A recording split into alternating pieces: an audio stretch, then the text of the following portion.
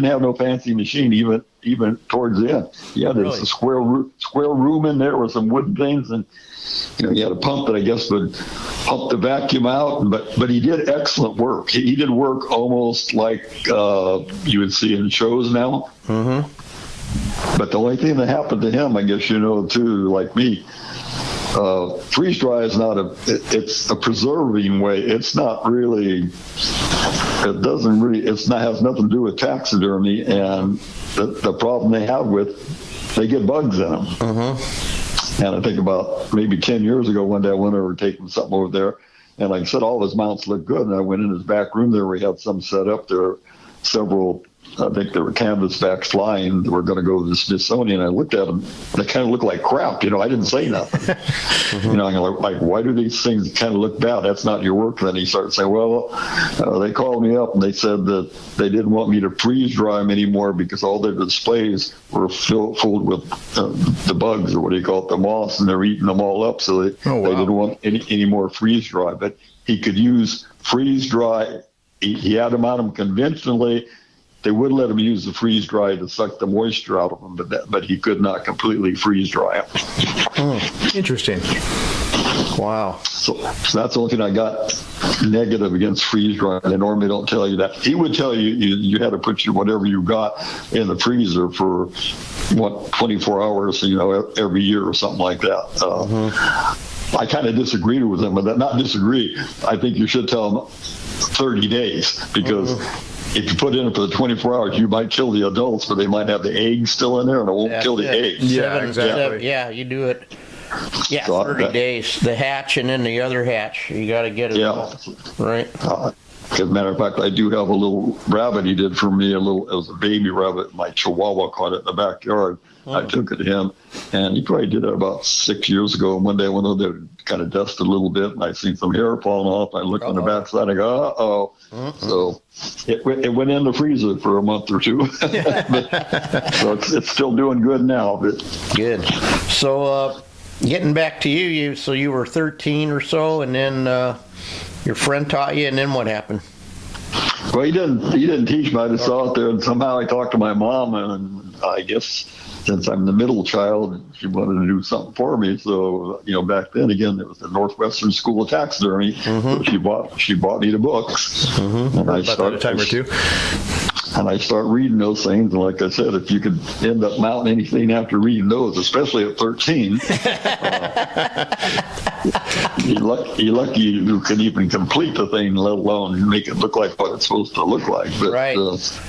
So I just tried it off and on for a long time. I probably never was successful until one year I mounted a pheasant. I was probably about 18 or 20 then, but the only thing I put the wires in the legs and they were too small. So, when I went to stand it, it was real unstable and it made me mad. So I just squished it down, so like it was sitting on the ground. Hey, and it looked pretty good. I mean, the rest of the bird was good, except it couldn't stand. You got them rubber chicken legs, man. Yeah, and then that kind of gave me the idea that I could do it or something. So then I for my whole life, I kept trying it, and eventually it kind of started coming together. But that was before there were videos or any of that stuff. That was the only thing on there. Then they started coming out with videos. I think I did buy a few of those, but the best thing that happened was when I started my business, that's when the taxidermy association started in California. Wow. And there was like 2 of them then. Mm-hmm. Well, I think they were the same group, but they got in arguments, and one formed their own. Right. Marinero was in the south or whatever, right? And the rest were in the north. We never could get anybody down in the south, even in ours. We did all kinds of things. We had a seminar. Yeah. We went down to Bob's Taxidermy, Bob Snow down there, and had a nice seminar down there. And I think only about 5 people showed up. So I went to every seminar at Bob's, by the way, just for the record. And Bob was really.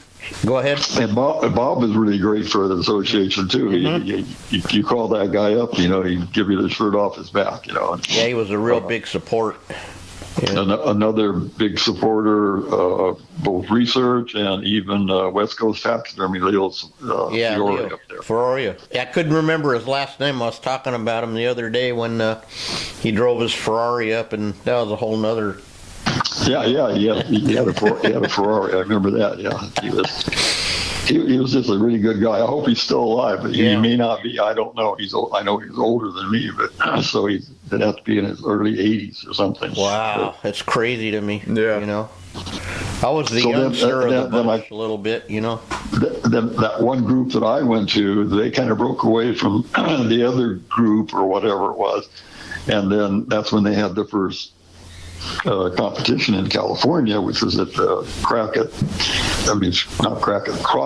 Bass Club in up there in the Bay Area there, Benicia. Was that like 85, Jim? Do you remember? Probably, yeah, because I think that's when I started my business. So like I said, it hit my business perfect because I just started doing it professionally, and then here they started this association. So I had nothing to do with the organization of it, but that was, like I said, Jim Mariero, Audie Crabtree, Jim Hogan, Bob Edelman. Good old Edelman, the treasurer. Yeah. Yep. And Edelman was not hard to get along, but he was always thinking we were going to get in trouble and stuff, you know. So, and he was a good taxidermist too, but as a matter of fact, I think the first time he got a first place on, I think he did the half life-size blacktail, and it was really done well. It's got a first place. Mm-hmm. And something happened, and he didn't like some of the judges or what they said, and he just never brought anything and competed. He just was the secretary, whatever. Mm-hmm. Wow. So then I think how we ended up with one organization, both of them showed up that year or whatever it was, a few years later. They have the Nationals in Reno. Mm-hmm. So we all got together, both groups, and went to a room, you know, and had a meeting. And then the other group kind of said, "Okay, we'll drop ours and join yours." And then that's again when Bob came up with the name for it. I don't know how we adopted it because it was TEPIS. You remember that word? Yeah, Taxidermy Educational Political Action Society or something like that. Hell no, we won't go. Right? Yeah, I'm like, what the hell was that? You know? Yeah. And then eventually, then eventually we had ours there in Vallejo. I think we're at the fairgrounds a couple times, and then somehow I think Al Carden's got to be the president then. He lived up in Redding, and so we got a show there at the Anderson Fairgrounds, and I think that's when I got, I wouldn't say nominated, but pushed to be the president. I mean, I was it. Yeah, you were it. So, you were the man, and you did it for years, right? I did it for 6 years. Yeah. Not bragging, but not bragging, but well, I was in it. I still remember now what I mean. You know. When I took over up there, we had like $3,000 in the account. Again, I'm not bragging, because I had, you probably know, I kind of handpicked the board members. Right. I didn't want people with egos on it. I want people that did stuff and worked. And I had Randy Huffman, who was my vice president, and he was fantastic. And me and him about did everything. And you know, we started with 3,000, and when I left 6 years later, I think we had close to 60,000 in the account. You know. We went from being, again, in fairgrounds and kind of crappy situations to a really nice hotel, the Red Line, with the rooms and all the service right there. And it was really neat. You know, I mean, it made taxidermists look like they were professionals. Right. Heck yeah. Yeah. How you...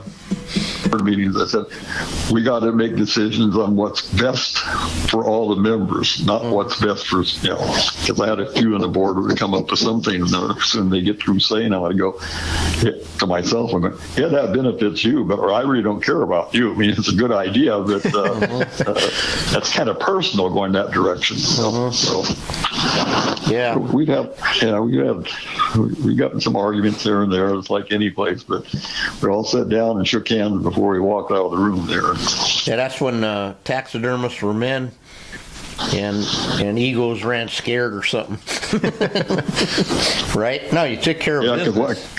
Because one time they had a meeting there. I mean, I was in charge, and they wanted to get rid of the girl that was doing the newsletter. I think I probably shouldn't say that. I think it was Moore's wife, and she was only female on there. She was a secretary. Right. And and she was nothing but trouble. Oh, she used to drive Jim crazy, as I recall. Oh, she wanted to take. Yeah. She wanted to take the whole thing over, and we had a big meeting there. It was so hot that I finally stood up and said, "Hey, I did this for so long. If you guys vote for her to start doing the newsletter and whatever else it was," I said, "That's it for me. I walk out. You can get another president."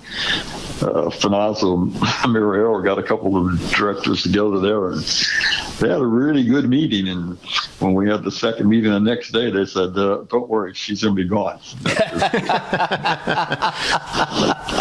And she even threatened us the next year. They wrote a letter to somebody saying that there was no way that the association would survive without her. Well, I haven't seen her since Reading Red Lion, right? How many years ago was that? I felt sorry for her husband. Yeah. I felt sorry for her husband because I said, "Man, you got to live with her." I mean, he was really easygoing, He was, and he did great fish, as I recall, right? He was a fish guy. Yeah, he did fish. One time he did something really strange there. This strange thing happened because one of the challenge categories was steelhead. Mm-hmm. So I think there's only, we never got very many fish, and there might have been 3 or 4 in the category, and 3 of them looked like crap, and there his was, and it was really a beautiful job. He had all the scenery with it, and fish eggs below it, and all. It was like spawning. And that's when we had Jeff Lunsden. He's excellent at fish. Mm-hmm. And since I was the president, he came over and said, "I got a problem, Jim. I want to show you something." So he brought me over there, and he says, "Here's the category at steelhead." He says, "These 3 aren't very good." He says, "This is the best one here." He said, "There's only one problem. It's a salmon, painted like a steelhead." I said, "Well, I don't know what to tell you on that one." He said, "That could be a fatal flaw." I'm going, "Well, yeah." I said, "I'll leave it up to you," but I can't see he given one of the bad ones the first place. I think he let it win, but and really embarrassed Mr. Moore. I don't know how he would do something like that. Yeah, well, we all only human, and that fatal flaw thing is a term that I use, but seems like these youngsters and the new people don't even know what that is. Yeah. They haven't been enforcing a lot of the old rules, I don't think on purpose. I think it just migrated kind of away from what we were and the intent, right, for the education and the improvement of taxidermy.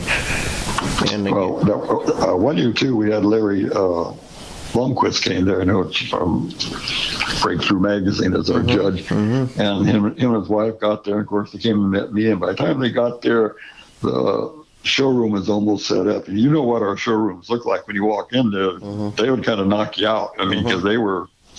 And he walked in there, and he just kind of stopped and looked at it. And he just wanted to talk to me and Randy. He wanted to know how we did all this stuff. He said, "This is better almost than his world show." He just wanted to talk. He was a good judge too, by the way. Yeah. He was fairly fair. Yeah.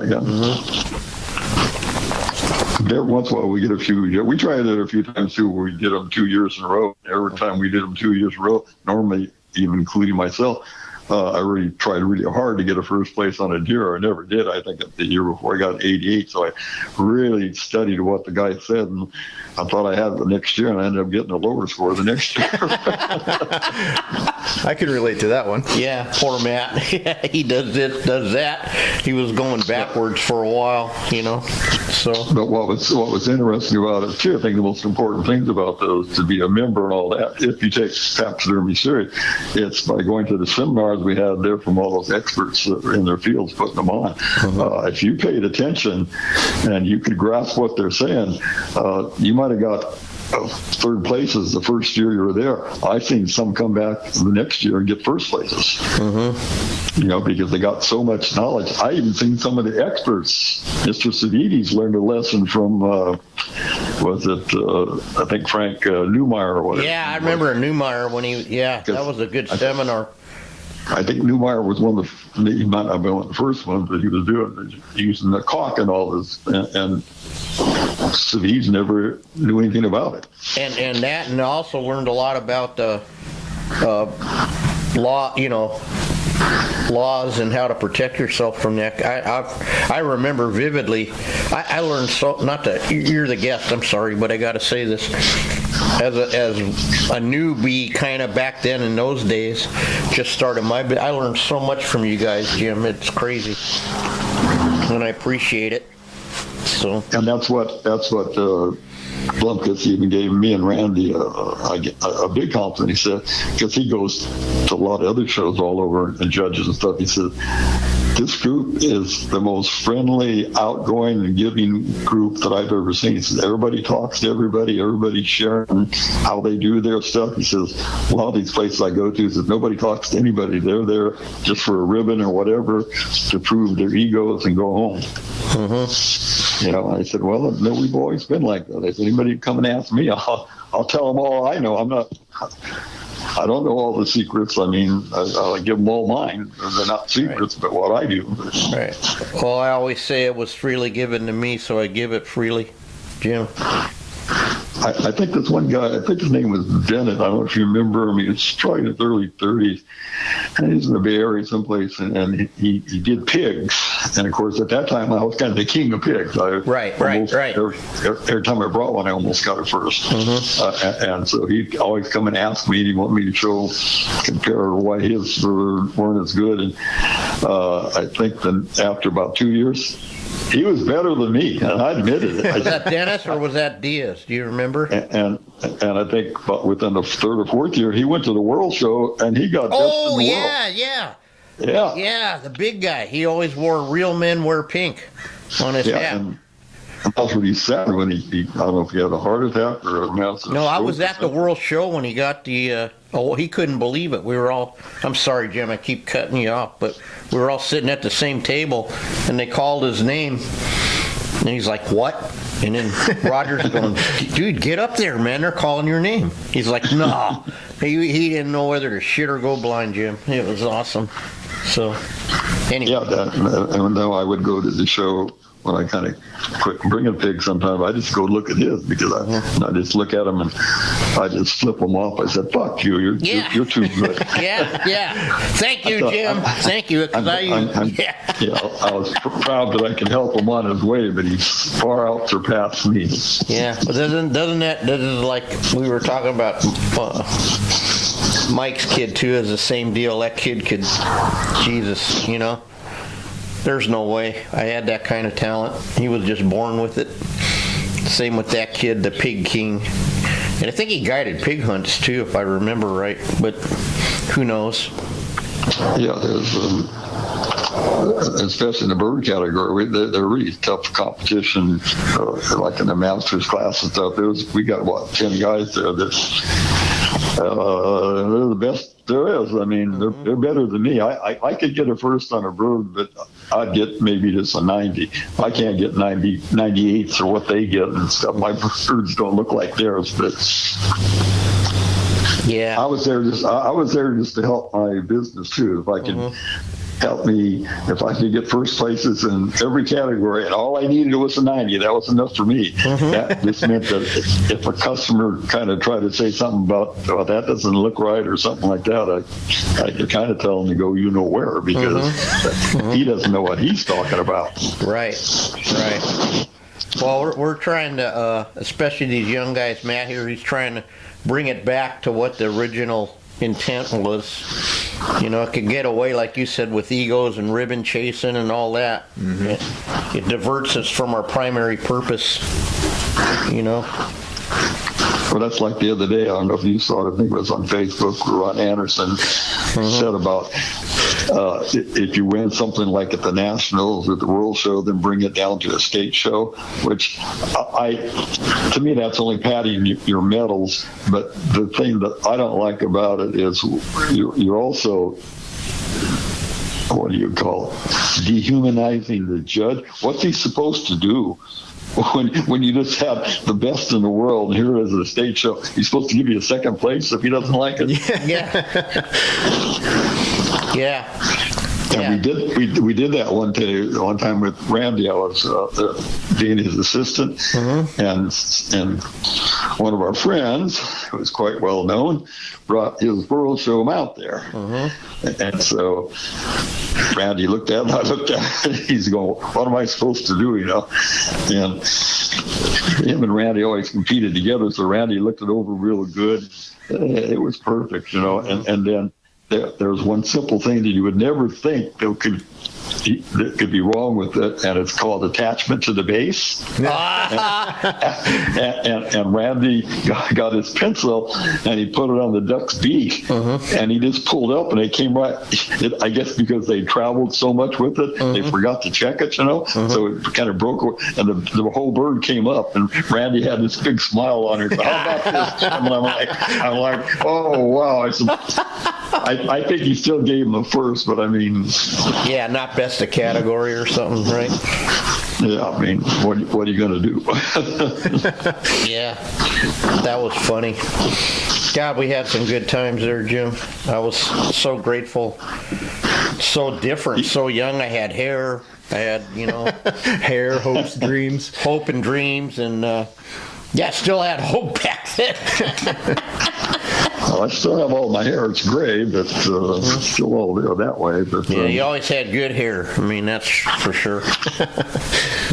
I tried to be friendly with everybody. Because one time I remember Stephanie. I think he won the best show or something with whatever amount. I think it was those two big geese in that glass case and stuff. Yeah, I think I remember that. So I said a lot of, I on the microphone presented to him. I said a lot of nice things about that. After I got through, one of the guys on the board of directors came over and said, how could you say stuff like that about him? He's an asshole, And I'm like, hey, I'm not here I'm just saying what that piece was, and he deserved what he got. And, he's certainly one of the best taxidermists. I can't help it if he doesn't have the greatest personality in the world. Yeah, really? Well, maybe that's just bad for me, but I always got along great with him. Well, one time there too, I'm easygoing, and I get always had anxiety problems right before the gym. I had a little bar out there, so I'd always have a bourbon and 7-Up or something. I was standing right there, and he was right there, right next to me. If that was me, I would have bought the drink for me, He just bought his drink and walked off, and I went, what a cheap son of a bitch. I would have said, oh God, if Stefan's listening, I hope he has a sense of humor. I remember when Igor or whatever that guy's name came to the show from Europe to do the balsa wood body thing, and I think he was a judge, and they were walking through the hall in their 1/4-inch mesh net banana hammocks, and that terrified me beyond repair. And they went in the hot tub there and were frolicking around. So, one time too. Again, you do what you want to do. You're a judge. You're the best bird mounter in the world. But he was judging. He had those magnifying things on. Yeah. The optimizing thing. Yeah. I almost told him to take them off. That's ridiculous. Well, like most judges that I understand, and you would know more being more experienced, but I thought they would normally peruse the room first, right? And look at them as you're supposed to from 10 feet away and try and start figuring out what their line is going to be, right? The demarcation point between first, second, and third. Yeah, I think Frank Newmeyer does it that way. And when you're even, again, to show you how their ego can get away with them, we had so many birds that year, and Jim, how he passed away, what was it up there? Jim Burton assisting him, and he came to one bird there, I think it was a ringneck, and Frank looked at it real quick, and he says, give it a first, low first. And so he walked off to the next one, and Jim looked at it, because Jim does birds too. He looked at him, and he saw something kind of wrong with it. So he said, Frank, he says, come back here. He said, I want you to look at it. He says, you sure you want to give this one a first? And Frank looked at it again, turned it around and everything. He says, yeah. Then Jim turned to him and says, Frank, the artificial feeder on the wrong piece. I remember that. Was that the big? It had 3 or 4 ducks in it, or something, or was this one single. Oh, maybe it was, ring neck, but the feet left and right. Yeah. Well, in the next year it happened again. Someone had a piece with a case on it and everything. And Frank, maybe that's where Frank learned that the feet were on the wrong feet. Anyway, go ahead, Jim. Sorry. Yeah, so like the judging part, there's certain judges there. And again, we did it enough that if we brought some of them back, matter of fact, I think even Mr. Newmeyer one time at one of his seminars, which I didn't go to him because I was always busy doing stuff, and some of the members came and complained to me and said they would never come back to the show. He started something about religion. Religion and how we dressed and that we were stinky and all that. I remember, So, but I came back because I'm stinky. That's just how I roll, I guess. Or again, if we'd have judges back even years later, some people wouldn't, bring entries in because they didn't like how he judged, which is fine. That's what I would do instead of trying to get in an argument with them afterwards. Whatever, just don't go in his category. Yeah, I did that when I took a dove in a glass case. It's still here in my house right now, and Randy judged it, and I was assisting him, and we got about 3 birds from it to our right. I told Randy, I'm going to take a break right now. I says, I'll get somebody else to help you. And he said, no, you ain't going no place. He says, you're moving, you're leaving because that dove right there, you mounted that thing, right? And I go, yeah. And I said, I don't think it's fair that I assist judge it with you and all that stuff. And he goes, no, I want you to sit right here. He says, I saw that thing. That was one of the best birds here. He says, I'm not worried about it. And he did give me a first. He gave me I think it was a 92. It's in a snow scene in a little glass case. On a dove? It was. So he even said he said to send it to the Nationals, and so he was going, and I think Don Cameron was going, and so I sent it back there somehow, or one of them took it or something like that. And then after they posted the ribbon the second day, Don Cameron's wife called me up, and she was kind of down when she was talking. So I don't know how to tell you this, Jim, but she says your bird didn't do really good, and she says, I said, well, what did it? I knew that it didn't get her first. She says it got a low 3rd place. Is that crazy?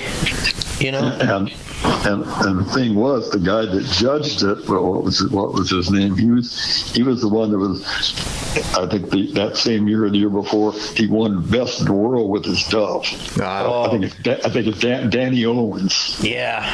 And I learned a lesson real hard there. Don't ever send something that somebody, it's the god of mounting that type of animal or bird. Don't have him because he thinks his is the highest they can be, and there's nobody that's better than him. So, and I told Randy that, and Randy, when he heard the score, he said, Jim, that's no 3rd place bird. I know, but it still hurts a little bit because, it's like, how do you go from a 92 to a 72? Well, yeah, and I know Randy was being fair too. I mean, he was. Yeah, no, I know Randy. I would, I had no problem with that. Actually, that's how solid it was back then. Or that year they had it at the Nationals Arena too. I don't know if you were up there. I guess maybe you weren't even doing taxing, but that's when they used to have 2 judges at the Nationals, which I agree with that too. And then they average the scores. Yeah. And I'm sure you've heard that guy. He's kind of considered the father, Henry Inchmuck, or what do you call it? Henry. Yeah. He was there, and I brought the pig from our state show, and I got a first place on it there. And I also had a rattle. It was like looking at a rattlesnake, and the rattlesnake I animated, so the tail rattled and all that stuff. Yeah. And Inchmuck came over there before I put it out there, and I was honored because I knew him, and he said, that's really a fantastic mount. He says that's excellent. So I knew it was good. So we put it in the show. I ended up getting 89.5. Wow. And a half. I didn't even pay attention until I got home a few days later, and so I read the scorecard as well. And get this, then I looked at what it said, and it said right ear paint missing. And I'm going, what the hell are you talking about? So I went and looked at the right ear, and right in the middle of the right ear, there was a round spot. It'd be like somebody put, I would say, lacquer thinner on their thumb and spun it around. Oh, wow. That was not there.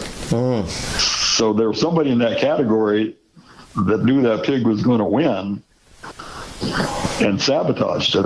Wow. Too late then. Yeah, I can bring a pig there to the National with a spot in the ear that's not painted. Yeah, boy, but that's an honor to have Henry. Yeah, that was. He was quite a nice guy, I wanted to get him to judge, but Finazzo and Muriel, so he judges too easy. I'm going well, I don't give a shit if he judges easy. Sometimes maybe the show needs that too. That's what we were saying on the phone the other day when I called you. It's like they get stingy with the blues in some of the state shows where they're not the nationals or the world. I'm not saying you shouldn't give something that doesn't deserve it, but like if it's on the cusp, like a 88.5 or something, 89.5, why not go 90, right? And give them a incentive. Yeah, I think one year I should have got it first on a deer, and I looked at the score after I got home. I got it 88 or 89, and he knocked me out 2 points because he saw a piece of thread someplace. I'm like, hey, wouldn't you go back over and look at it and say, just knock that one off, or say that's still a first place or whatever? But yeah, it is maybe still not first place. I don't know, but that's where you get all wrapped up in it, and so it's not healthy to think too hard, I guess, about it. Yeah, especially with me, I never judge. I didn't get that good that I could judge birds or any of that stuff. Or even I probably could judge pig heads, but other than that, so I never did. But I did judge what you call the novice or those people. And I realized when you look at that score sheet, I could kill anybody I wanted to, because a lot of that stuff is really bad. I don't think I ever gave less than a third place. And usually I try to give a low second. If I give them a second, I'd make it as a 81 or something, or 80. Give them some hope. Yeah, then put some notes down there. Come see me afterwards, and and all those people came back, and that you could destroy them. And again, they're novices. They don't know what they're doing. Exactly. That's the purpose of it.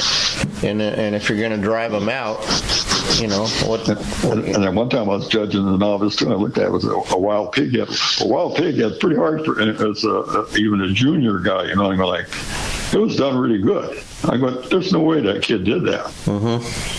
And of course, his grandfather was one of our members, and that might have been the best pig he's ever mounted too. So I think I did give the person a first thought, because it definitely was. I mean, or one time another guy did it in the open category. His son was just competing the year before, and I think he was in the junior or somewhat. And so he called me on the phone and said, "You mind?"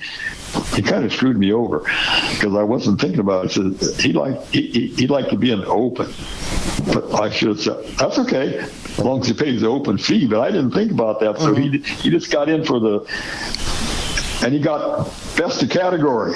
No. I looked at the bird, and his father was so proud of him. I'm looking at him like, so at the board meeting the next day, how we have to do the seminars for next year? I said, hey, let's invite the guy's son here to do a seminar for the kids on how to mount a duck.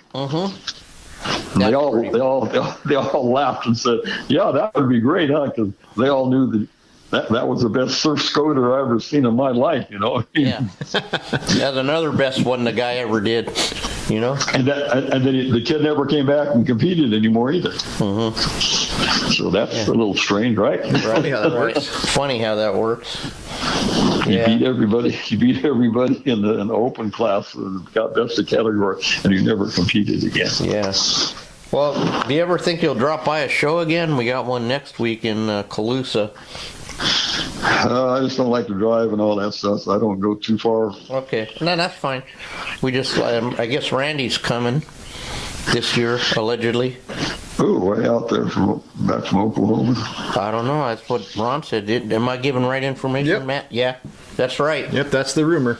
Yeah, I plan to waylay him too, Jim. So just to let you know, I'm going to get him on this podcast too. So sometimes I think they get, I think Finazzo's went to a few. Mary Arrow goes to some of them with his fish, I think. He hasn't been in a couple of years, Matt was telling me. Right Yeah, now. he missed last year. But Marinaro's I mean, you got to have a strong, strong armor suit sometimes with him.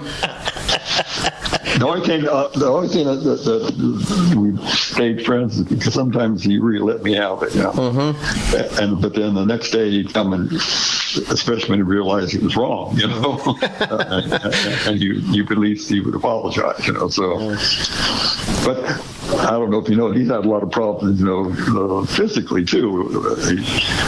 Quite a few years ago when he first started, I think he had some kind of brain surgery. There was something he had. I remember vaguely. Yeah. He takes all kinds of weird medications, and he would just be out of it sometimes. I mean, get mad at stuff. Yeah. Or that one time up there, were you there when I was the one that she called me up, and some girl came up there and she was doing some kind of video or something? Yeah, vaguely. Yeah. In fact, I think I might have that tape somewhere. Yeah, I got it. Somebody sent it to me. I should watch it again. And anyhow, he was. He called an emergency board meeting that next morning or something. I said, "Oh, there's some people down at the bar with her last night. She's kind of nice looking too." So they're buying her drinks, and they said they thought she was asking weird questions and stuff about she could be an animal rights person. I said, "Well, I guess she could be." I said, "She could have lied to me. She could have made a fool out of me." I said, "But it's only going to backfire on her because we're not doing anything illegal." And then finally, the video comes out, and he's in the video. There's a bunch of things in the video. They're out there drinking one place, shooting and stuff like that. And I'm sitting there, and all those people signed releases, and those were some of the people that were yelling at me for bringing the girl there. I'm going, I'm not even in the video. I mean, I think I am a little bit. I think I'm up there when I'm presenting some of the awards, but I'm not on the microphone or anything like that. So I'm in there that way. But I'm going like, and you were the people that said she was going to destroy our things, and yet you people all signed up and helped her do her video. Right. Okay. Nasty took a shot at a blacktail, and I think from his truck or something, and it was crazy. Yeah, I think he shot from the road or whatever. Yeah, whatever it was, and then he lit a cigarette and goes, I just love hunting these little blacktails. I go, what are you doing, dudes? I haven't talked to him for a long. Is he still doing it or? Yeah, claims he's bringing a piece this year. That's what he says. Yeah. Last year I had fun, Jim. I was out so long, burnout, whatever, But I had a great time last year at the show. So plus Matt's got me on the barbecue line, burning bread on the grill. So. I don't know if he's passed away because he didn't call me this year. Remember Phil Hensley? Yeah. Yeah, I know he had a lot of health problems. Yeah, I didn't know Jim Burton passed away. That was another guy on my list. So that was pretty sad. Yeah, I guess I'll cross that name off because if I'm talking to him, I'm in big trouble. So, yeah. We had a lot of good members. Yeah. Well, again, Joe Kish. Do you remember when Joe was judging? Joe Kish? I can't remember. I don't think so. Okay. Anyway, it doesn't matter. But he always would say, and I say this quote a million times, almost on every podcast, these people coming in don't know whose shoulders they are standing on. They don't know why anything's the way it is, who did what, and that's kind of what we're after, too, a little bit, And like you said, they have it pretty good, and same like Ron was saying it, they got videos and YouTube and the internet and all of that. And now they got plastic parts, I guess you can plug together. Yeah, like I still get the we call it the catalog from research up there. McKinsey kind of quit sending theirs, but theirs is as big as a phone book up there at research. Well, McKinsey's is bigger, dude. It weighs like, I weighed it one year. It weighs like 3 pounds now. So, but everything in the last 10 years, man, most of deer heads now are free by shipping. They're about $100 for one damn deer head. Absolutely. We just went through after COVID, Jim. It was quite a. Customers can be frustrating already for some, when it comes to what we charge, and after COVID, it's crazy, not just because of COVID, but the whole series of events with inflation and everything. Well, yeah, the shipping, even when I was kind of getting closer to retiring, the shipping was starting to get crazy. I mean, I'm sure it's even worse now. I mean, yeah, McKinsey's. The brand is still. They got their thumb on the scale or something. I don't know, but research is still the best value anywhere. You can still get 4 big browns for like under $300, at least in Zone A or whatever we're in. So. Yeah, I think I'd say I probably ordered 80% of my stuff or more from research, and then McKinsey next, and once in a while some items, things you need from Van Dyke's. But I think McKinsey owns Van Dyke's. They own almost all of them except for research, and I think Matuska. Yep. And maybe a couple of smaller ones, maybe Ohio. I don't know. Yeah. But. Does the research still own that TrueFit one there in Nevada? Or yeah, TrueFit. Yep, and they've grown quite a bit too. But Bill's not with them anymore. They got, I don't even know who's running it now. But Bill and Mark used to come out, remember, together all the time. Is Mark still working up at research? Believe it or not, yeah, still there. So, anyway. Yeah, he's still there, believe it or not. If he ever walks out, I don't know what they're going to do. That guy knows the cat, you know what I mean? He knows the catalog like nobody's business. Yeah, he gave a lot of people, a lot of deals there when he's at the show and stuff. Plus, he'd bring the forms down for him and all that stuff. He was one of the best people at research. I still call him up every once in a while, talk to him. Yeah, he likes to keep in touch, and then not only that, he's a really good taxidermist too. Yep.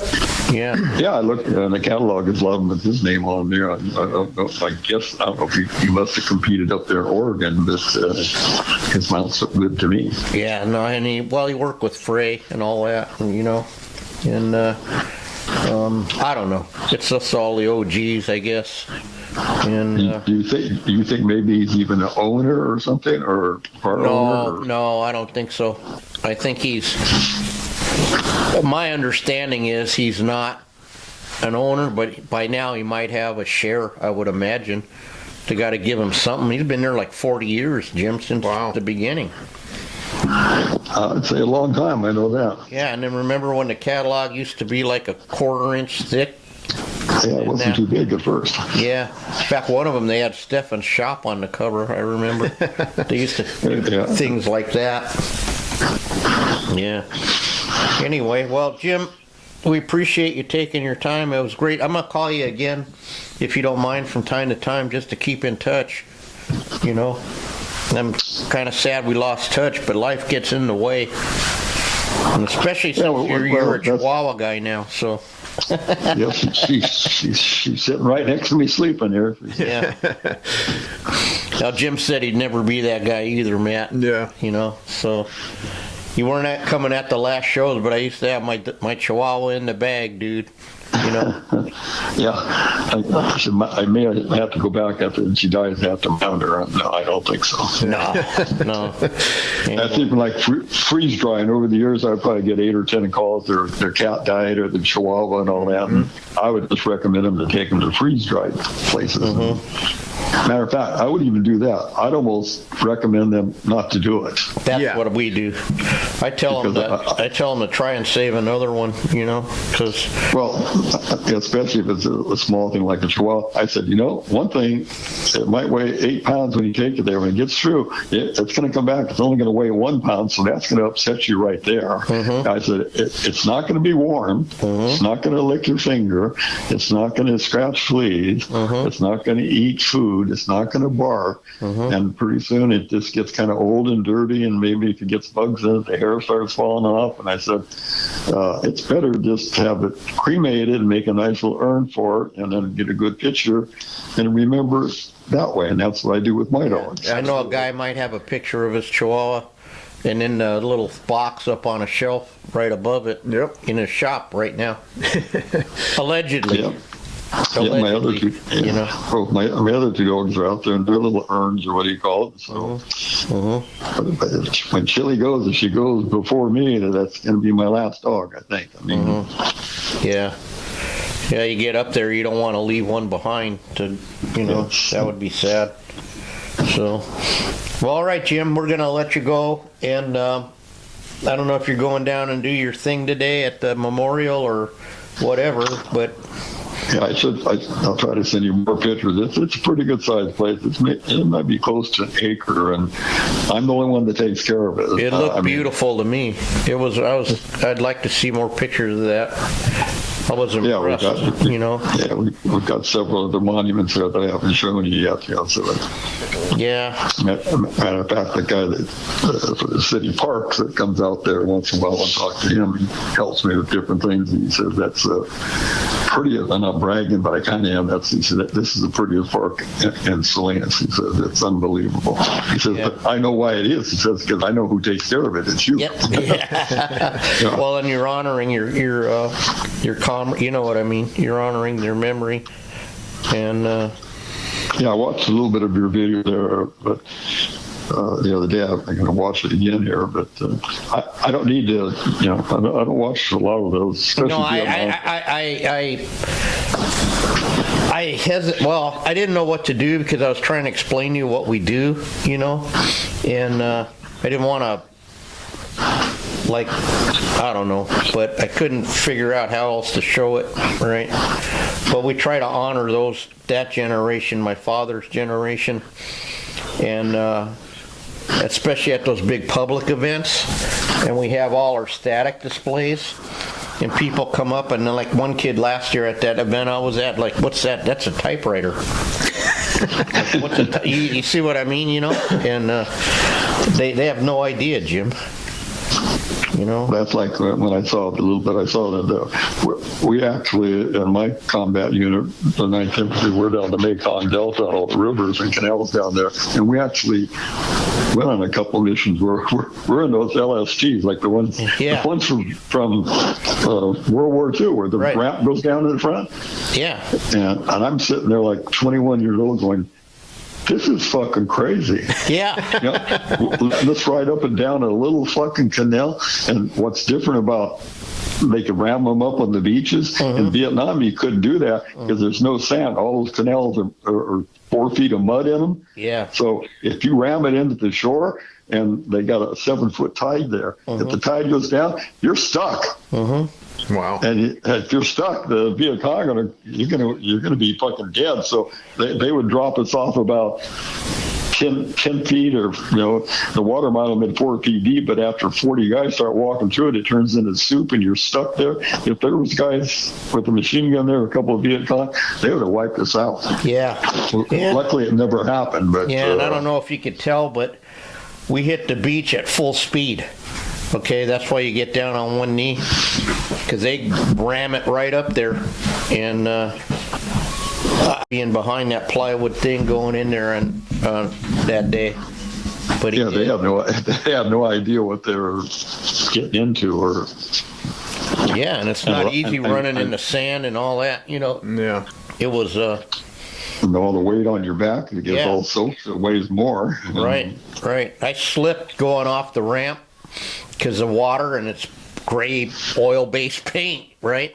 And some big guy behind me grabbed my harness and stood me straight up. Otherwise, I would have face planted right in the water right then, So there's a bunch of those guys that actually died on those ramps there because I don't know if the guy's driving once they started getting shot at, chicken shit out, and they opened the ramp and it was like 15 feet deep, and the guys jumped out and they all fucking drowned. Right. And that's what the guy that Cox, whatever you call him, he's screaming at us and get the fuck off my boat, and because they wanted to duff, He said, we got to go back. I said, you got to go back because you're running away. That's why you got to go back. It's all fun and games when you get to go back to the boat and have coffee. Well, that's like sometimes when you talk about heroic, like in Vietnam, we flew on helicopters all the time, sometimes 3 and 4 times a day.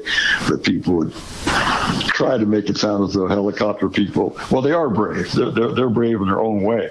I said, wait a minute. They're dropping us off and then they're fucking leaving. Right. If the enemy's there, we're fucking still there. Right. You're stuck. And they're heading back there. Yeah, they're heading back for lunch for a beer and a steak or something, Yeah. You're eating stale crackers and getting shot at, It's... And most of I didn't really know that until quite a few years now. I've studied Vietnam ever since I left there. But hey, those pilots were some are 19 years old. They're actually draftees. I qualified for flight school, for chopper, but then you had to re-up for another year. Yeah, and I 2 years was enough, so I didn't do that. And I also I could have went to OCS or something. And our drill sergeant said, if you sign up for that, he says, I can take out in the back of you and kick your fucking ass. So, that was it for that. Yeah. Like in Vietnam, I went from, I think when I got there, PFC in 13 months, I was asked for a direct combat promotion to second lieutenant. Wow. Which I turned down because I didn't want to be no fucking officer. Right. And so then they said, well, we'll put you on for staff sergeant. I said, well, I'll take that. And then unfortunately, about 2 weeks later, before the allocations come down, I got ambushed, and me and my machine gunner got hit with an RPG, and that was fucking it for my Vietnam. Wow. Yeah. Well, Jim, we thank you for your sacrifice and absolutely, and you're a brave man. Anyway, and I don't know what else to say, but thank you. My family, or just my thinking is, I always try to be at the top of my game, no matter what you're going to give me. Whether I'm a taxidermist, again, I'm not the best because I know, but I'm close to the upper 5%. The 5% are definitely better than me.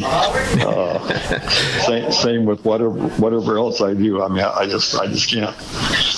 I raced motorcycles, and I wasn't the best, but I was good enough that I could win a second or third or fourth trophy. So, I wasn't the worst either. Yeah. Well, that's all we can do is do our personal best. Anyway. Yeah. Well, all right, Jim. Looks like they're delivering my washing machine right now. So. Okay. We're going to sign off, but I'll call you, and then we're going to send you a link to this next week when it drops on Tuesday, okay? I'll text it to you. And again, thank you for your time, and we appreciate you coming on and sharing your story. Absolutely. Okay, I hope I didn't upset too many people. I like them all. I like them all. I have no animosity. Those are just things that happen. That's what we're after, dude. Yep. So we appreciate it, Jim. Thank you so much. All right. Okay. Take care. Okay. Take care of Chili. Have a good one. All right. Yeah. Bye-bye. Okay. Bye-bye.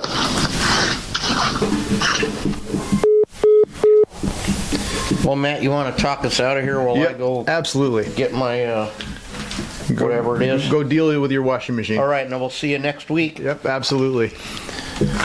I'll let Chuck clear the camera, and then I'll finish this then. Oh God, how am I gonna get out of here? Like that. All right. All right, guys. Well, thanks for tuning in to another episode of Off-Centered Outdoors with Matt and Chuck. Be sure to follow us on all social media at Butcher Shop Taxidermy and at Ojai_Valley_Taxidermy. And look for these podcasts anywhere you get your podcasts: Spotify, Apple Podcasts, iHeartRadio, and of course, YouTube. All right, guys. Thank you so much. And we'll catch you next week with another good episode.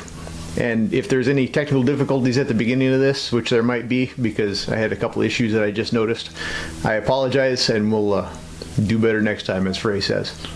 Thank you.